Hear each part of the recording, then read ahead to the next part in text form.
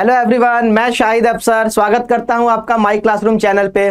बच्चों, माई classroom channel पे हम लेके आ रहे हैं आपके लिए नेशनल साइंस ओलंपियाड के लास्ट 5 ईयर पेपर का solution with detail analysis. Detail analysis में आपको क्या मिलेगा? क्वेश्चन से रिलेटेड जो भी इंफॉर्मेशन होंगे वो सब आपको बताए जाएंगे, जो कि फर्दर पेपर सॉल्व करने में आपको हेल्पफुल होगा। एम क्या है हमारा? हमारा एम है 2023 ओलंपियाड पेपर। ठीक है बच्चों, तो चलिए इसके पैटर्न को थोड़ा हम समझ लें। इसमें क्या होता है, आपको ओएमआर सीट फिल करना होगा, जिसमें ओएमआर सीट में आपको सर्कल्स बने होंगे, वो आगे पता चलेगा। फर्दर ये फिल करने के लिए आपको 10 मिनट मिलेंगे एक्स्ट्रा। 10 मिनट्स आपको दिए जाएंगे ओएमआर सीट को फिल करने के लिए। उसमें क्या क्या डाटा डालने होंगे आपको? आपका नाम, स्कूल का नाम, class, roll number, mobile number. Mobile number डालना कोई नहीं भूलेगा, क्योंकि उसी मोबाइल नंबर पे आपको आपके मार्क्स और रिजल्ट बताए जाएंगे। साथ में आपको नीचे साइन करना है, साइन करना कोई ना भूले। इसमें क्या क्या पैटर्न होता है इसका? 10 क्वेश्चन आते हैं लॉजिकल रीजनिंग के, 35 क्वेश्चन आएंगे साइंस के, और 5 क्वेश्चन होंगे अचीवर सेक्शन में, जो कि साइंस के ही होंगे। फिजिक्स, केमिस्ट्री, बायो इंक्लूडेड, उनके ही 5 क्वेश्चन होंगे। अचीवर सेक्शन के 5 क्वेश्चन, साइंस के 35 और रीजनिंग के 10 क्वेश्चन। मैं डील करूंगा आपका लॉजिकल रीजनिंग सेक्शन, मैं डील करूंगा आपका। तो टोटल नंबर ऑफ क्वेश्चन कितने हो गए? 50। अब आते हैं इसके मार्किंग सिस्टम पे। अचीवर सेक्शन का हर क्वेश्चन 3 मार्क्स का होगा, यानी 15 मार्क्स का। इसके अलावे जो भी क्वेश्चन होंगे वो 1 मार्कर होंगे। तो टोटल पेपर कितने मार्क्स का हो गया? 60 मार्क्स का टोटल पेपर हो गया। टोटल नंबर ऑफ क्वेश्चंस कितने हुए? नंबर ऑफ क्वेश्चन 50, और मार्क्स क्या हुआ उनका?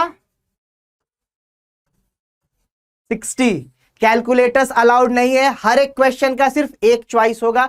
मल्टीपल चॉइस क्वेश्चन होंगे, हर क्वेश्चन का सिर्फ एक सिंगल आंसर करेक्ट होगा।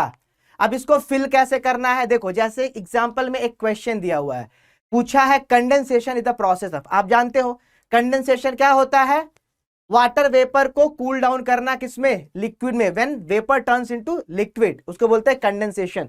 तो हमारा ऑप्शन नंबर बी मैच कर रहा है एज पर द चॉइस। तो ये रहा हमारा ओएमआर सीट, जिसमें 4 ऑप्शन दिए हुए हैं। तो ये जो बी ऑप्शन है, इस बी ऑप्शन को हम अच्छे से डार्क करेंगे। तो ऐसे हमें ओएमआर सीट को फिल करना है। जिस क्वेश्चन का जो कॉरेस्पॉन्डिंग आंसर होगा उसको हम फिल करेंगे। तो आज हम कौन सा पेपर डील करेंगे? 2021 और 22 का जो क्लास पेपर है हमारा, क्लास 6 का ओलंपियाड का, वो आज हम डील कर रहे हैं। चलिए, तो रीजनिंग सेक्शन स्टार्ट करते हैं बच्चा। ये हमारा पहला क्वेश्चन है, किस पे बेस्ड है? अल्फाबेट। अल्फाबेट टेस्ट पे बेस्ड है। बहुत ही सिंपल क्वेश्चन आते हैं।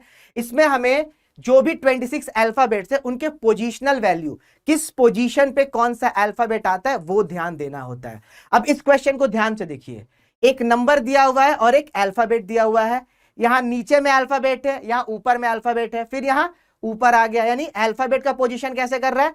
नीचे ऊपर, नीचे ऊपर। यानी यहां नीचे क्या आएगा? यहां आएगा अल्फाबेट, और ऊपर में आएगा नंबर। अब हम फाइंड करने की कोशिश करते हैं क्या अल्फाबेट आएगा और क्या नंबर आएगा। देखो, ए जो है सबसे फर्स्ट पोजीशन पे आता है, तो ए का positional value D. A B C D, D fourth position पे आता है, तो 4। यानी जो अल्फाबेट है उसी का पोजिशनल वैल्यू है। तो ये नंबर जा कैसे रहा है? नंबर कौन सा पैटर्न फॉलो कर रहा है? ये 1 जो है, इसको आप कह सकते हो कि ये 1 का स्क्वायर है। नेक्स्ट, आप इस 4 को कह सकते हो कि सर ये तो 2 का स्क्वायर है। बिल्कुल ठीक है। 16 को कह सकते हो कि सर ये 4 का स्क्वायर है। यानी कि नंबर क्या हो रहा है? 1 square, 2 square.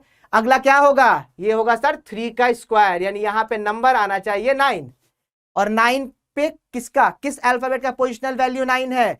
A B C D E F G H I, I का पोजिशनल वैल्यू होता है 9। तो यहां पे आएगा 9। क्या किए? जो नंबर्स दिए हुए हैं वो क्या है? ये 1 का स्क्वायर, ये 2 का स्क्वायर, तो यहां होगा 3 का स्क्वायर, 9 यहां मिला। ये होगा 4 का स्क्वायर, तो 16। तो 9 जब मिल गया तो 9 पे कौन सा अल्फाबेट आता है? आई। ये हमारा आंसर, यानी चॉइस कौन सा होगा हमारा? B choice. बिल्कुल आसान क्वेश्चन है, इसमें सिंपल पोजिशनल वैल्यू पे डील करते हैं। चलिए अगला क्वेश्चन आते हैं।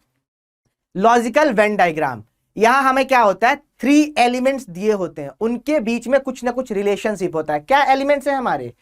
मोबाइल फोन, वॉशिंग मशीन और इलेक्ट्रॉनिक डिवाइसेस, ये 3 एलिमेंट्स हैं हमारे, इनके बीच में हमें रिलेशनशिप फाइंड करना है। तो ध्यान से सोचो, मोबाइल फोन्स भी इलेक्ट्रॉनिक डिवाइस होते हैं और वॉशिंग मशीन भी इलेक्ट्रॉनिक डिवाइस होते हैं।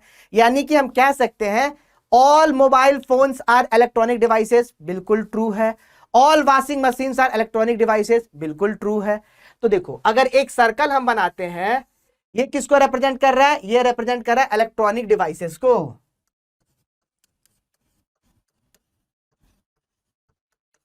ये रिप्रेजेंट कर रहा है इलेक्ट्रॉनिक डिवाइसेस को। अब हमको लेना है क्या?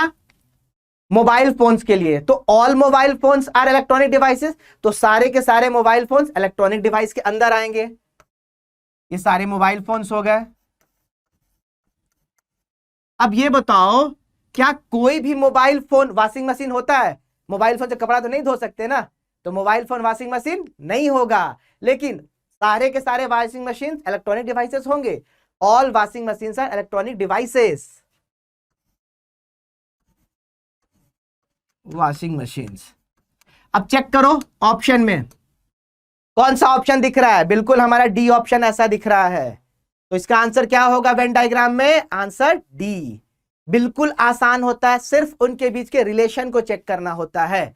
अगर कुछ सम का रिलेशन होता है तो दोनों सर्कल एक दूसरे को कट करता है। कोई भी रिलेशन ना हो, दोनों में कोई कनेक्शन ना हो, तो अलग अलग डिफरेंट सर्कल बना देते हैं, दूर दूर, उनमें कोई भी कनेक्शन नहीं होगा। बहुत सिंपल क्वेश्चन आते हैं लॉजिकल वेन डायग्राम के। तो अब ये क्वेश्चन आता है क्यूब का। क्या दिया हुआ है? हमें एक पोजीशन दिया हुआ है क्यूब का, जिसमें 3 एडजेसेंट फेसेस, 3 एडजेसेंट फेसेस पे बता रहा है क्या क्या हमें दिख रहा है। क्या क्या दिख रहा है? बी, सी और एफ दिख रहा है। अब बोल रहा है कि अगर इस क्यूब को ओपन कर देते हैं, या फिर इनमें से किसको यूज करके हम इस क्यूब को बना सकते हैं। तो अब भाई हमारे पास 3 फेस दिया हुआ है और यहां 6 का 6 फेस मेंशन है। अब इससे कैसे फाइंड करने जाएंगे कि कौन सा कॉम्बिनेशन हम यूज करें तो मेरा ये क्यूब बन जाए। तो एक सिंपल सा फंडा समझो। देखो,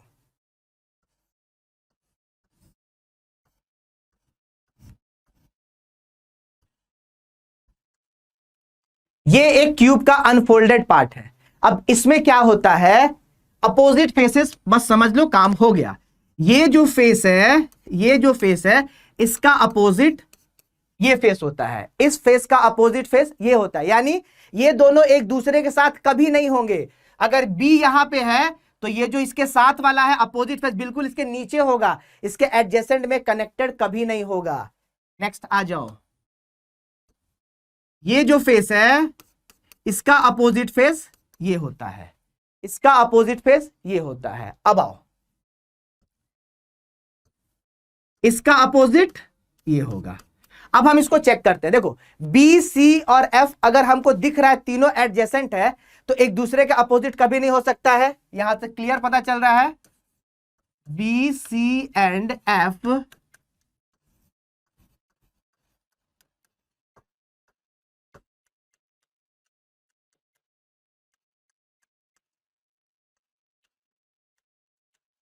मतलब इन तीनों में से किसी भी 2 को हम सेलेक्ट करेंगे तो कभी एक दूसरे का अपोजिट नहीं होगा। अब इसी फंडा को यूज करते हैं और हम देख लेते हैं। देखो, अभी क्या बोले कि इस व्हाइट वाले का अपोजिट यहां व्हाइट वाला होगा, ब्लू वाले का ये ब्लू वाला और येलो वाले का येलो वाला। और क्लियर पता है कि अगर इनसे यूज करके ये बनाना है तो बी, सी और एफ एक दूसरे के अपोजिट कतई नहीं होगा, कभी नहीं होगा। तो देखो ध्यान से, यहां बी के अपोजिट सी दिख रहा है, और बी और सी जब एडजेसेंट है तो अपोजिट हो सकता है? नहीं हो सकता है। तो बी के अपोजिट सी कभी नहीं हो सकता, ये एलिमिनेट हो गया। नेक्स्ट देखो, बी के अपोजिट एफ दिख रहा है, क्योंकि ये फेस जो है वो इसके अपोजिट होता है और एडजेसेंट है तो अपोजिट कभी नहीं होगा, एलिमिनेट हो गया। इसमें चेक करो, सेम बी और सी अपोजिट दिख रहा है और कहता क्या है? अगर एडजेसेंट है तो अपोजिट कभी होगा? कभी नहीं होगा। यहां पे देखो, बी, सी और एफ बिल्कुल अपोजिट नहीं है, तो आंसर क्या हो गया हमारा? डी।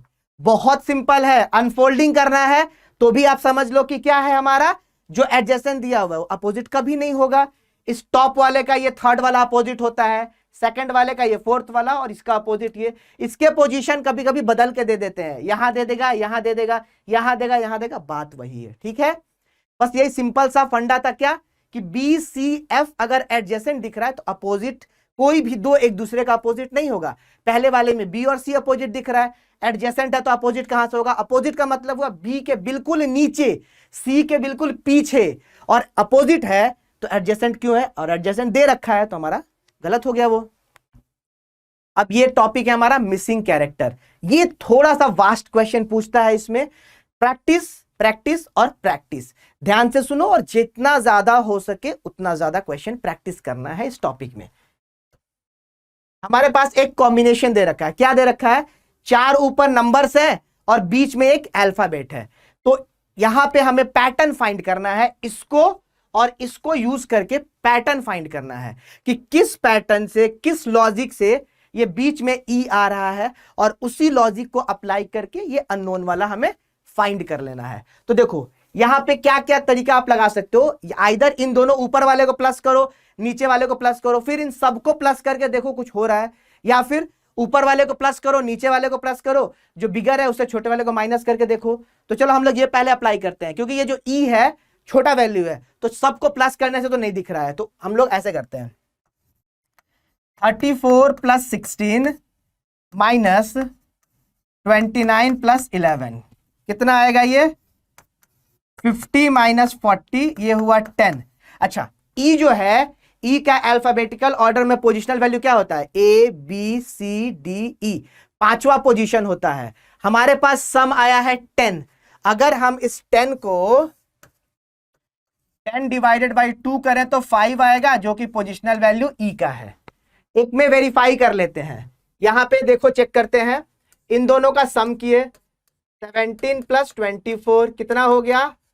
41। यहां पे सम करते हैं, 16 + 9 कितना हुआ? 25। अब हमें क्या करना है? इन दोनों को माइनस करके चेक करना है। चेक करो, 41 - 25 16, इसका हाफ करो तो 8, और h का positional value A B C D E F G H, H 8वें पोजीशन पे आता है, इसका पोजिशनल वैल्यू 8 होता है। यानी अपने को क्या करना है? अपने को यहां क्या करना है बच्चा? अपने को यहां करना है, ऊपर वाले नंबर को ऐड करना है, नीचे वाले को ऐड करना है, उसको माइनस कर देना है, और जितना वैल्यू आ रहा है उसको हाफ कर दो और चेक कर लो उस पोजीशन पे कौन सा अल्फाबेट आता है। तो यहां अप्लाई करके देख लेते हैं, 45 + 18 माइनस 35 + 8, ये हो गया कितना? 63 - 43 20। अब 20 का हाफ करो, क्या आता है? 10। 10 किसका पोजिशनल वैल्यू है? A B C D E F G H I J, J का पोजिशनल वैल्यू 10 होता है। J इज एट 10, यानी यहां क्या होगा? J, यहां होगा J। आंसर देखो, J। तो क्या किए? ऊपर वाले दोनों को प्लस किए, नीचे वाले दोनों को प्लस किए, ऊपर वाले के सम से नीचे वाले के सम को माइनस कर दिए, जो वैल्यू मिलेगा उसका हाफ कर देंगे, फिर अल्फाबेटिकल सीरीज में चेक करेंगे उस पोजीशन पे कौन सा अल्फाबेट आता है। चलिए अगले क्वेश्चन पे आते हैं। अब ये आ रहा है वाटर इमेज। वाटर इमेज में क्या होता है? जो बॉटम पार्ट होता है, जो बॉटम पे होता है वो टॉप बन जाता है, और जो टॉप होता है वो बॉटम बन जाता है।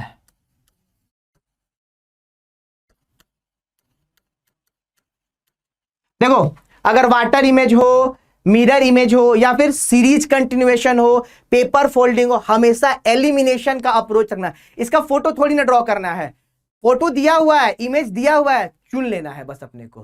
ठीक है, देखो वाटर इमेज में ये वाटर सरफेस हो गया, water surface acts as the mirror, water surface acts as the mirror, ये मिरर की तरह बिहेव करेगा। अब ध्यान से देखो क्या बोले, जो बॉटम पे है वो टॉप पे हो जाएगा, यानी ये तो बॉटम पे है, ये टॉप पे हो जाएगा, और उसका ये पार्ट मिरर के नजदीक है तो ये पार्ट ऊपर चला जाएगा, ये पार्ट इसका ऊपर चला जाएगा, ऐसा कुछ बनेगा। ठीक है, इसका हाफ कर लो। अब देखो ध्यान से, ये पार्ट शेडेड है तो ये पार्ट शेडेड होगा। अब चेक करो, ये पार्ट ऊपर जाना है, यहां देखो ये पार्ट तो नीचे चला गया, एलिमिनेट, ये पार्ट ऊपर है, ये पार्ट नीचे चला गया, एलिमिनेट। दो ऑप्शन एलिमिनेट हो गए, दो ऑप्शन एलिमिनेट हो गए। अब यहां देखो इसका ये लेफ्ट वाला शेडेड है, यानी मेरे आंसर में लेफ्ट वाला शेडेड होना चाहिए, इसका भी लेफ्ट शेडेड है, इसका भी लेफ्ट शेडेड है, ठीक है। राइट शेडेड है, राइट शेडेड है, राइट शेडेड है, ठीक है। यहां तक तो कुछ पता नहीं चला। अब यहां देखते हैं, ये जो एरो है, ये जो इसका पॉइंटेड पार्ट है वो मिरर के नजदीक है, इन दोनों में आइडेंटिकल है। शेडिंग देखो, शेडिंग राइट साइड है, तो इमेज में भी शेडिंग राइट साइड का होना चाहिए, इमेज में भी शेडिंग राइट साइड का होना चाहिए। यहां पे शेडिंग किसका हो गया, लेफ्ट शेडिंग हो गया। यहां देखो राइट शेडिंग है, यानी मेरा आंसर मिल गया हमको। क्या किए, पूरा ड्रॉ करने नहीं गए, सिर्फ इसको एलिमिनेट किए। कैसे किए, ये पार्ट नीचे है, जो उसका पीक पार्ट है, जो नीचे ऐसा इस टाइप का जो पार्ट बना हुआ है लीफ वाला, ये नीचे है, यानी जो बॉटम है वो टॉप बन जाएगा, यानी ये टॉप बनेगा। ये तो बॉटम रहा, बॉटम रहा, पहला एलिमिनेशन डन। दूसरा आते हैं, शेडिंग चेक करते हैं। लेफ्ट शेडेड है, left shaded, left shaded, right shaded, right right. अब उसके ऊपर वाले पे चलते हैं, ऊपर वाले पे ये क्या है, राइट शेडेड है। यहां पे क्या किया, लेफ्ट शेडेड कर दिया, यहां राइट शेडेड, यानी आंसर मेरा हो गया ए। तो पूरा बनाना नहीं है, सिर्फ ये ध्यान रखो, वाटर इमेज है तो जो बॉटम है वो टॉप बन जाएगा, जो टॉप है वो बॉटम बन जाएगा इमेज का। Bottom becomes top, bottom of the object become top of the image, top of image.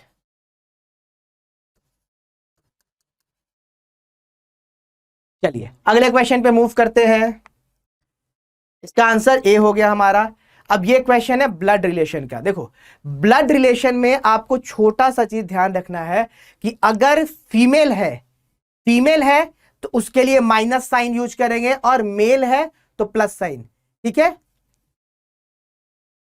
अगर फीमेल है तो फीमेल जेंडर को दिखाने के लिए माइनस यूज कर लो, और मेल के लिए प्लस यूज कर लो। उसके बाद क्या, अगर सेम जनरेशन के, सेम जनरेशन मतलब भाई बहन हो गए, कजिन्स हो गए, हस्बैंड वाइफ हो गए, चाचा चाची, वो सॉरी चाचा छोड़ो, हस्बैंड वाइफ, उसके बाद क्या कजिन्स हो गए, भाई बहन हो गए, भाई भाई हो गए, बहन बहन हो गई, वो सेम लेवल पे आएंगे, वो सेम हॉरिजॉन्टल लेवल पे आएंगे। जो हमसे एक जनरेशन ऊपर है, जैसे पापा मम्मी, चाचा चाची, मामा मामी, वो एक जनरेशन ऊपर आएंगे। अगर दो जनरेशन ऊपर है, दादा दादी, नाना नानी, दो जनरेशन ऊपर है, तो दो लेवल ऊपर वर्टिकल लाइन। तो जो सेम जनरेशन के होंगे हॉरिजॉन्टल लाइन, डिफरेंट जनरेशन के वर्टिकल लाइन। अब आते हैं, बहुत आसान सा क्वेश्चन है ये, तो सिंपल सा क्वेश्चन है, बन जाएगा आराम से। ये क्या है, पॉइंटिंग टू अ इमेज का क्वेश्चन है। एक किसी फोटो को देख के या किसी पर्सन को देख के पॉइंट करके उसका रिलेशन एक्सप्लेन किया जाता है। क्या कह रहा है, pointing to a girl in the picture, यानी एक पिक्चर है किसका, गर्ल का। तो ये मान लो उस गर्ल का पिक्चर है, ये उस गर्ल का पिक्चर है। वंस सेड, बोलने वाला कौन है, वंस, यानी कि वंस एक्सप्लेन कर रहा है अपना रिलेशन किससे, उस गर्ल से। सी इज द डॉटर ऑफ, सी कौन, that girl in the image, in the picture, is the daughter of my father. ये माई किसके लिए यूज हुआ है, ये माई वंस के लिए यूज हुआ है, और ये सी किसके लिए यूज हुआ है, दैट गर्ल के लिए। She is the daughter of my father's brother, ये वंस हो गया, तो ये उसके फादर हो गए, फादर का भाई, यानी उसके चाचा जी, ये उसके चाचा जी की बेटी है, ये उसके चाचा जी की बेटी है। How is that girl related to ones, ये दोनों, ये उसके फादर की बेटी है, तो उसके चाचा की बेटी, दोनों क्या हुए, कजिन्स हुए। इन दोनों के बीच में क्या रिलेशन हुआ, दोनों कजिन्स हो गए। हमारे मामा का बेटा बेटी कजन, चाचा का बेटा बेटी कजन, बुआ का बेटा बेटी, सब कजन कहलाते हैं। तो आंसर क्या हुआ इसका, सिंपल सा सी हो गया इसका आंसर। आगे चलो, ग्रुपिंग ऑफ फिगर्स, ये तो सबसे आसान टॉपिक है, सबसे आसान टॉपिक। यहां 9 फिगर्स आपको दिए हुए हैं, इनको ग्रुप करना है। कैसे ग्रुपिंग करना है, इनके बीच में ना कुछ 3-3 के बीच में कॉमन रिलेशन है, तो उन तीनों को एक साथ ग्रुप कर देना है। देखो ध्यान से, यहां पे 3 पार्ट शेडिंग है, 3 पार्ट शेडिंग है। अब चेक करो और कहां 3 पार्ट शेडिंग है, यहां 3 पार्ट शेडिंग है, यहां 3 पार्ट शेडिंग है, यहां 3 पार्ट शेडिंग है, यानी 1, 5 और 9 एक ग्रुप में आ गए। 1, 5, 9 क्या है, यहां 3 पार्ट शेडेड। अब और चेक करते हैं, यहां देखो, यहां पे 2 पार्ट है, 2 पार्ट और कहां है, यहां है और कहां है, यहां। ठीक है, यानी 2, 4 और 6 में 2 पार्ट्स एडेड।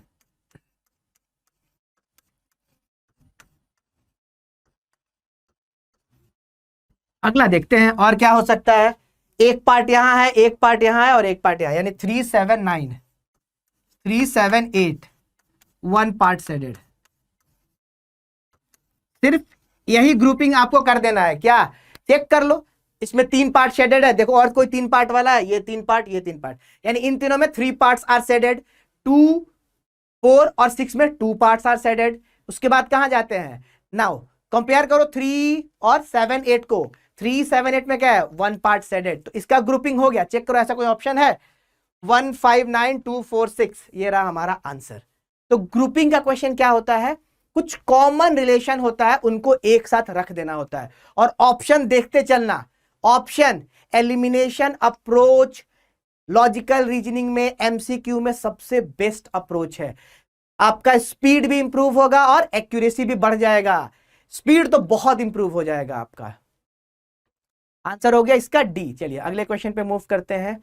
अब ये आता है मैथमेटिकल ऑपरेशन का। देखो करना अपने को प्लस माइनस डिवाइड और मल्टीप्लाई ही है, लेकिन अब यहां क्या होता है, उस प्लस माइनस मल्टीप्लाई और डिवाइड को अदर वे में दिया रहता है।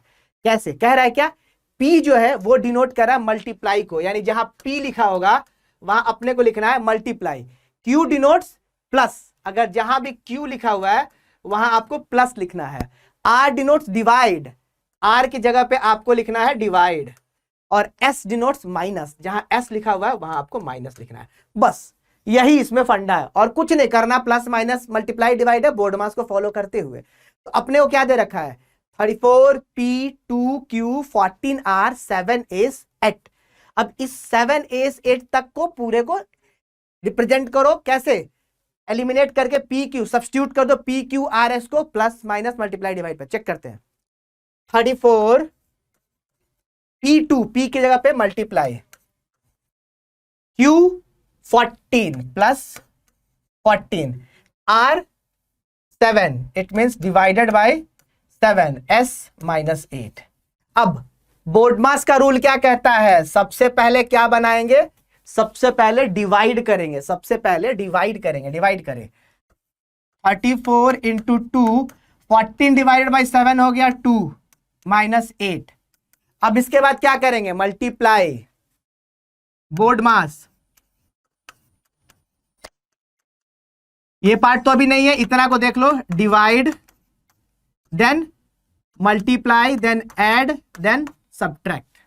तो सबसे पहले डिवाइड कर दिए, अब आगे जाते हैं मल्टीप्लाई। 34 into 2 68 plus 2 minus 8। अब ऐड कर लो आप, 70 माइनस 8 क्या आ गया। सिंपल सा क्वेश्चन था, सिर्फ आपको सब्स्टिट्यूशन कर देना है। जो मैथमेटिकल सिंबल्स हैं उनके जगह पे स्पेशल ऑपरेटर अल्फाबेट्स के टर्म में दे रखा है। तो आंसर हो गया इसका C62। नेक्स्ट क्वेश्चन पे मूव करते हैं। Paper folding, paper cutting. देखो क्या होता है, इसमें एक शीट ऑफ पेपर दिया होता है, उसको अलग अलग तरीके से आइदर डायगनली फोल्ड करेंगे, फिर उसमें ट्रायंगल का जो बनेगा अपोजिट वर्टेक्स और साइड से वहां से फोल्ड करेंगे। तो करना क्या होता है, जो ऑर्डर फोल्डिंग का होता है उसके रिवर्स ऑर्डर में अनफोल्डिंग करते हैं। Unfolding is done in the reverse order of folding.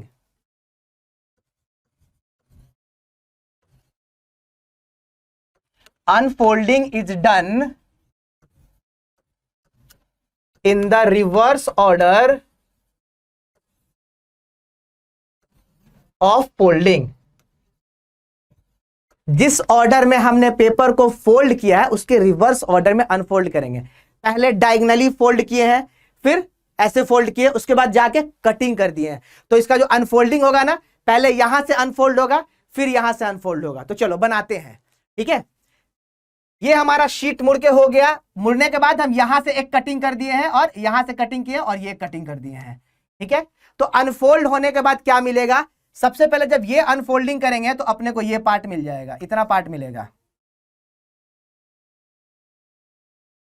ये कटिंग था, ये कटिंग था और ये कटिंग था, ठीक है। तो जो कटिंग था उसको कटिंग के वे में ही बनाते हैं ताकि आपको समझ आएगा ज्यादा बेटर तरीके से।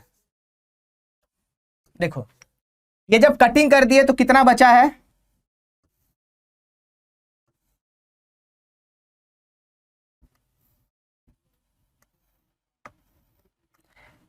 और ये कट है, ठीक है। अब हम क्या कर रहे हैं, इसको यहां से अनफोल्ड कर रहे हैं। जब यहां से अनफोल्ड करेंगे तो ये कैसा दिखने लगेगा, ये जो पार्ट है ये कट आउट पार्ट है जो कट करके बाहर निकाल दिए हैं।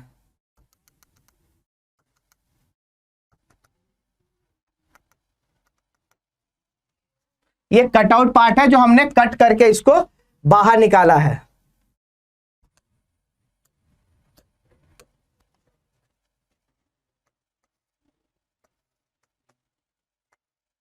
ठीक है। अब यहां से जब अनफोल्डिंग करेंगे तो ये कटआउट यहां भी आ जाएगा, ये कटआउट यहां आ जाएगा, और इसका इमेज ऐसा बन जाएगा, इसका इमेज ऐसा बन जाएगा। अब जब सेकंड अनफोल्डिंग करेंगे यहां से तो कंप्लीट शीट मेरा मिलेगा, और ये कैसा मिलेगा, देखो ये पार्ट तो अपने पास खुल चुका है, यहां सर्कल, यहां कट, और ये पूरा कट। अब ये हमारा एज अ मिरर एक्ट करेगा। देखो हुआ क्या, जब यहां से अनफोल्डिंग किए तो ये एक्ट्स एज अ मिरर हुआ, एक्ट्स एज अ मिरर। जिस लाइन के अबाउट फोल्डिंग किए वो मिरर की तरह एक्ट करेगा at the time of unfolding. अब जब अनफोल्डिंग करेंगे, when unfolded this line acts as mirror, ये मिरर की तरह एक्ट करेगा। अब आ जाओ, जब यहां से इसका मिरर करेंगे तो क्या बनेगा, ये पूरा कंप्लीट होगा, ये पूरा कंप्लीट, ये पूरा कंप्लीट। इसका इमेज बनेगा यहां पे, इसका इमेज थोड़ा सा ये गड़बड़ सा दिख रहा है, रुक जाओ।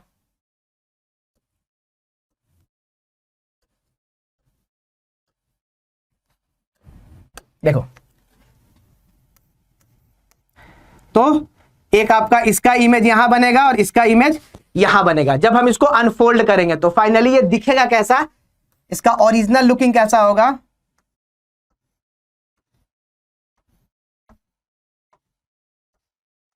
ये चारों कॉर्नर का कटिंग हो गया, चारों कॉर्नर का कटिंग। अब यहां पे कटिंग है,